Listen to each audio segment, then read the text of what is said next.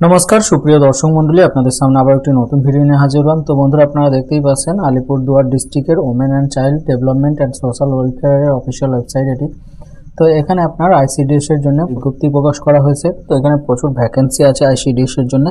তো সেই ডিটেলস আপনারা কিভাবে চেক করবেন, আবেদন কবে থেকে শুরু হবে, আবেদনের যে প্রসেস কি আছে এবং কি কি ডকুমেন্টস লাগবে, কারা আবেদন করতে পারবে, সমস্ত কিছু তথ্য আমি এই ভিডিওর মাধ্যমে দেবো। তো চলুন স্কিপ না করে ভিডিওটি শেষ পর্যন্ত দেখতে থাকুন।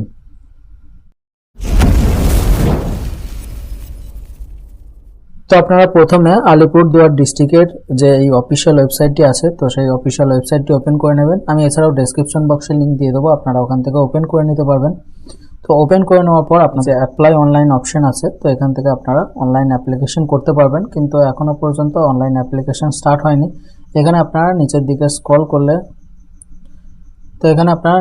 স্ক্রল করলে নোটিশগুলো আপনারা দেখতে পাবেন। প্রচুর নোটিশ এখানে দেওয়া হয়েছে। তো সমস্ত নোটিশ এখানে দেখানো আমার সম্ভব নয়, তো আমি সেই জন্য একটি নোটিশ প্রথমে যেটা আছে, তো সেই নোটিশটা আমি ওপেন করে নিচ্ছি। আপনারা এখান থেকে সমস্ত নোটিশই এখানে পেয়ে যাবেন। তো নোটিশটা আমার এখানে ওপেন করা আছে।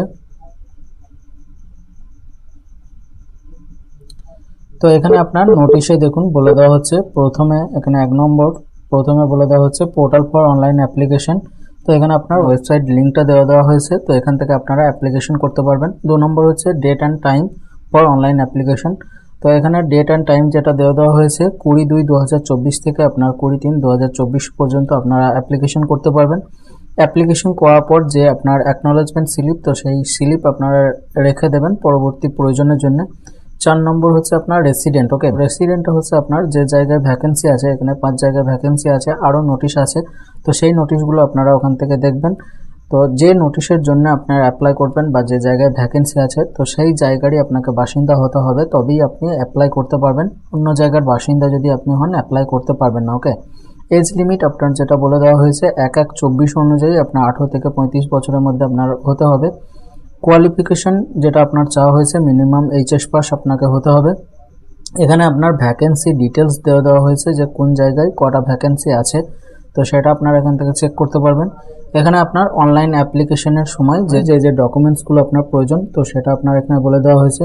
তো এখানে রেসিডেন্টাল সার্টিফিকেট এখানে আপনার একটি প্রয়োজন হবে অ্যাপ্লিকেশনের সময়, এবং এখানে তারপরে 2 নম্বর একটি এজ প্রুফ হিসাবে ডকুমেন্টস আপনাকে রেডি রাখতে হবে। ওকে, তো সেক্ষেত্রে আপনার বার্থ সার্টিফিকেট বা অ্যাডমিট কার্ডও দিতে পারেন এখানে। তারপরে আপনি যদি কাস্ট সার্টিফিকেট, যদি আপনি এসসি এসটি ওবিসির মধ্যে হন, তো সেক্ষেত্রে আপনাকে কাস্ট সার্টিফিকেট আপলোড করতে হবে।